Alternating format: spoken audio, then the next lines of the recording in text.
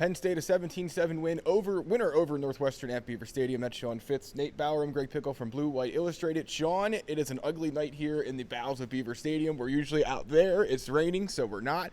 And it kind of sums up this day for Penn State. A win, the fifth of the season, but it was by no means pretty or how they drew up. Oh, you can look behind us and see. I don't think we can overstate how much the weather impacted this game. James Franklin went out of his way to say that weather doesn't change things. Right. Weather changes things. I mean, talking grips, possessions, 4 fumbles for Penn State. Really just an ugly, ugly game. But they came out of it with the win. That's the important thing. I don't think you're going to take too much from this one. I mean, obviously, Northwestern, not a good football team. Right. Penn State still has those holes that we've talked about several times this season. So I don't know where they go from here. They go into the bye week. They got Michigan in 2 weeks. Yep. It's going to be tough for them to sort of take anything away from this game. Right. Yeah, I think, Nate, when you look at the stats here, third down was a problem for Penn State on offense. Offense in general was a problem. I know that's where you focused your time after the game. Do you have anything you take away initially from this? Yeah, a little bit.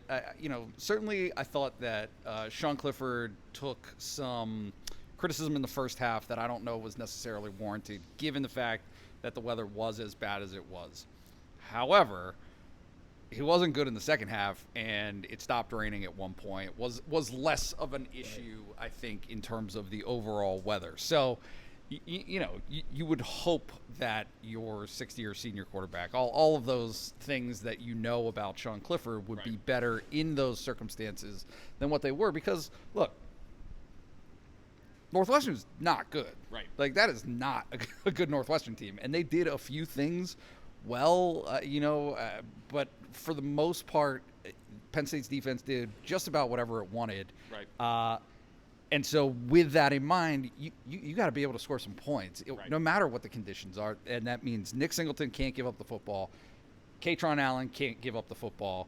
I mean, literally all of them. They all gave up the football today, and Sean Clifford threw an interception. So with all of that together, that just paints a picture of, sloppiness that Penn State certainly doesn't want to have as an extended feeling going into the bye week, and obviously Michigan next after that. Yeah, you mentioned that all 3 scholarship running backs fumbled. There actually is one less scholarship running back now. James Franklin announcing that Devyn Ford's no longer with the team. You could have read that.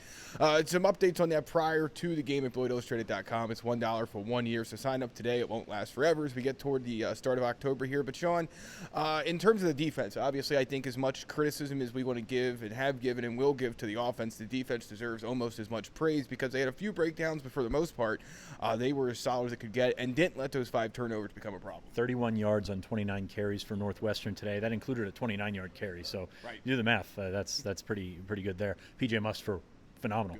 Very good. Stopped a 4th and goal at this end zone right behind us. Really, really good job. And those corners, once again, coming up big. Johnny Dixon with a knockdown.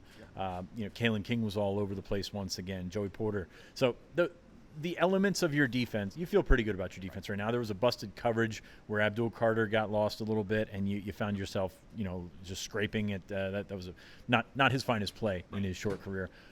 But this defense did enough, and I think, kind of had their way with Northwestern. Everything that you're going to take out of this game is going to be on the offensive side of the ball. You can kind of say that this was your Illinois game. I mean, this was the game last year. Sloppy conditions, different style of play, no doubt about it. But Penn State lost that game. They won this game. Right. That's basically all you can take away from that. Yeah. Nate, final word?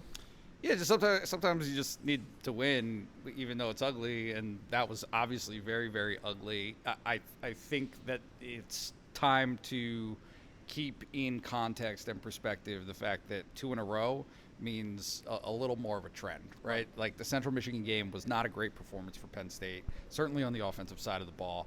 And then you've got this, and again, let's be rational about the weather. The weather stunk. It was horrible. I don't want to be here. You don't like watching this. It's just the reality. It was miserable. And anybody that was here, I mean, you got to tip your hat to. Out in the stands at least, not sitting up in the box with us, because that was pretty. I don't know if the broadcast captures how just miserable and cold and dumpy it was out here, and that's what you got in this football game. All right, well, for Sean Fitz, Nate Bauer, I'm Greg Pickle. It's a bye week for Penn State. They're not off. We're not either. There'll be plenty of content and videos at BlueWhiteIllustrated.com. It's $1 for 1 year, and we'll see you at the site. Catch you next week.